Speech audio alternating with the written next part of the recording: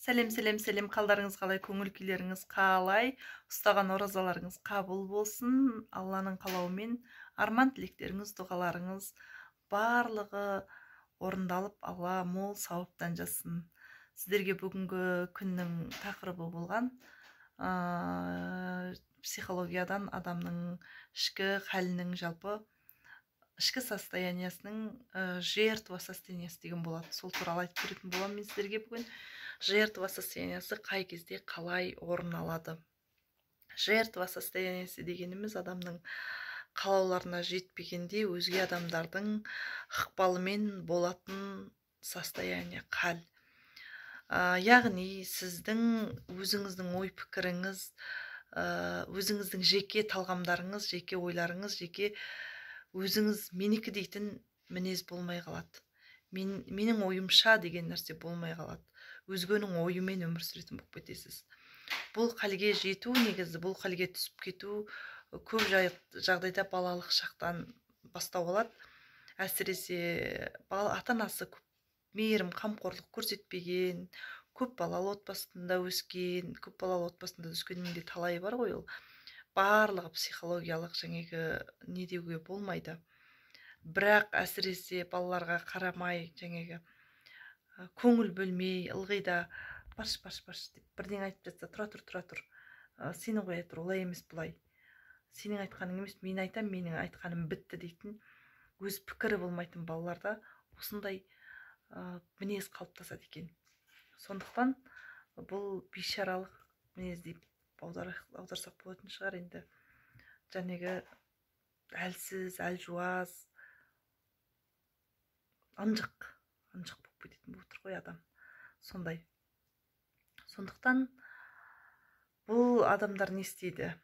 Бұндай халдегі адамдар әрқашан шаршау, әлсіз болып жүреді. Өзінен шешім қабылдай алмайды. Әрқашан он бастығынан, әйелінен, күйеуінен, ағайыннан, туыстан жаңа соңғы шешімді айтқанды күтеді. Соларға вообще жауапкершілікті беріп тастайды ғой, өз жауапкершілік алмайды. Тіпті киім киісінің өзінен, жүріс тұрысының өзінен, походкасына дейін өзгеріп кететін екен бұндай адамдардың. Себебі бұлар махаббаттың өзін балалық кезде ызыңдап, жылап, сықтап, ауырып сөйтіп барып алады екен. Содан кейін балаңыз өте ызыңдағыш болса, жылай берсе, бірдеңе болса, етегіңізден тарта берсе, бір рет, екі рет, үш рет сөйткен сайын, каждый раз жылаған сайын аузына бірдеңе тыға қойып, жыламаса ештеңені бермей, өз айтса аузын жауып тастап, тыйып тастайтын болсаңыз, осы мінезді қалыптастырасыз. Сондықтан баланың еркін ойын жеткізе білуіне мүмкіндік беру керек. Баланы бір уақыт тыңдау керек. Жалпы өйткені үлкен өмірге қадам басқан кезде бұл кісілердің халі өте қиын болады. Тіпті жаңағы асханаға барып, ас мәзірін шығарып, тамақ таңдаудың кезінде сен немене тамақ жейсің, бере берші бәрібір деп, өзі тіпті ішіп жейтін тамағына дейін талғамайтын болады. Не берсең соны ішіп, неге киссең соны киіп, не айтсаң соны тыңдап, басын изеп, басын салбыратып жүре беретін болып кетеді. Сондықтан жеке тұлға мықты, өзіндік ойы еркін, жаңағы өзінің пікірі бар мықты азамат тәрбиелегіңіз келетін болса, немесе мықты адам болғыңыз келетін болса, өз ойыңызды бүкпесіз айтып үйренгеніңіз дұрыс. Және шешімдерді ұсақ-ұсақтан болсын қабылдап үйренгеніңіз өте дұрыс. Өзгенің шешіміне еріп, біреуге жауапкершілікті арта салу, ол өте жаман қасиетке жатады. Себебі ақырын сіз осыған үйреніп аласыз да, қай уақытта бір өте төмен деңгейге, бейшара халге түсіп қалғаныңызды өзіңіз байқамай қаласыз. Сіздің сөзіңіз жүрмей қалады. Сондықтан ондай халден сақ болу керек. Ондай жағдайдағы жаңағы жертва состояниясындағы адамдар қандай болады? Ылғи да жаңағы мияулап жүретін болады, но жеме-жемге келгенде өзі ешқандай шешім айта алмайды. Біреу бірдеңе деп айтса, оған жоқ деп айта алмайды. Ұнамай тұрса да, қаламай тұрса да, басын изеп жарайды дей салады, көне салады.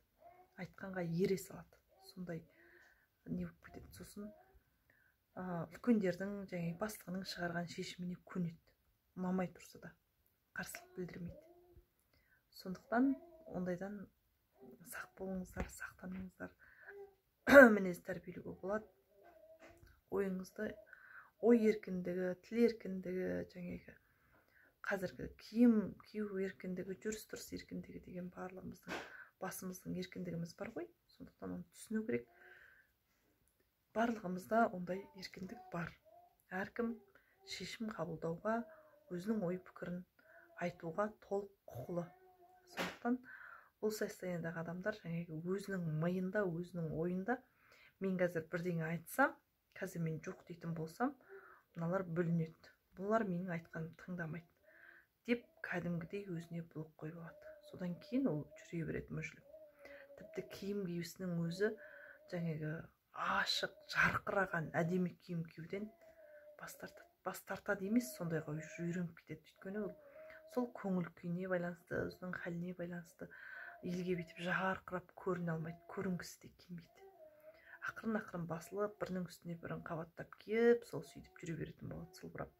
Басы жерге түскен, жаңағы көпшілік ортаны қойып, кез келген жерде отырған кездің өзінде байқалады, жаңағы кішкене ғана орындалып отыруға тырысады. Өйткені кеңістіктің өзінен жаңағы кең еркін отыру емес, кішкене ғана орындалып, кішкене ғана жерге сыйып кетіп, басқаларға мешет жасамай, датоға менің шектелгендігі соншалық сондай халге түсіп кетеді. Және көпшілік ортада сасқалақтап, жаңағы көп адамның ортасында жанталасып, алдына жүріп, артына жүріп, қисалаңдап, біреудің аяғын басып, біреуге сүйеніп, біреуді бүйтіп түртіп өтіп, кәдімгідей бір сондай бір пружина сияқты болып жүреді ғой. Ондай не жинақылық жоқ. Сондай болып кетеді. Тіпті қарама-қарсы келе жатқан адамға қарсы жүре алмайды. Алдыңғы жағында біреу келе жатып, ол өзі қарама-қарсы бара жатса, ондай халдегі, ондай состояниедағы адам және кішкене кідіріп барып өтеді, немесе былай қарай айланып өтіп, сондай жүріс-тұрысының өзіне сондай әсер етеді. Сондықтан мінездеріңізді, ойларыңызды ашық айтып үйреніңіздер. Ұсақ нәрседен бастап талғамыңызды биіктетіп үйреніңіздер. Ішкіңіз кеп тұрған дүниені ішіңіз, жегіңіз кеп тұрған дүниені жеңіз. Бұның қақпанына, бұның тұсаңыз жаңағы состояниені өте қиын болады. Сондықтан одан шығудың жолы аз-аздан ойыңызды жинақтап, тәуекелдеп. Ешкім сіздің айтқан сөзіңіз үшін тіліңізді кесіп тастамайды. Сіздің айтқан шешіміңіз үшін біреу өліп кетпейді. Сондықтан үйреніңіз. Ақырын өйткені бұндай адамдар үлкен өмірге түскен кезде сынып кетеді. Көп жағдайда өзінің ойлары, өзінің шешімі болмай қалады. Содан кейін ылғи да ол өзін әлсіз сезінеді, бейшара сезінеді. Сондықтан көп нәрседен махрұм қалады. Өзінің үлесінен, өзінің жаңағы өзіне беріп тұрған заттардың көбісінен қағылады ғой, былай айтқанда. Сондықтан ондай болмаңыз. Ол мінез өте жаман. Ақырын сіңісіп кетсе, ол өзіңізді ғана орға түсіргеннен басқа ешқандай не жоқ. Сондықтан балаңызды да солай тәрбиелемеуге тырысыңыз. Сіздің ойыңыздағы бала болуға міндетті емес. Әрбір тұлға өзінше жеке бір бренд болу керек, былай айтқан кезде. Әрбір адамның өзінің жеке ойы болу керек. Әрбір жанның шешімі болу керек. Талғамы болу керек. Қалауы болу керек. Сол қалауларын адамдардың бала сіздікі екен деп балаңызды олай неге рамкаға салмаңыз. Сіз айтқандай, сіз қалағандай бала болсын деп тәрбиелейтін болсаңыз, болашақта жаңағы мен айтқан қасиеттерге ие адамдарды тәрбиелейсіздер. Сондықтан сізге қандай болған ыңғайлы, адам болмаңыз. Менің айтқаныма жүргізе берсем бола береді екен деп біреудің обалына қалмаңыз. Және өзіңізді шектемеңіз.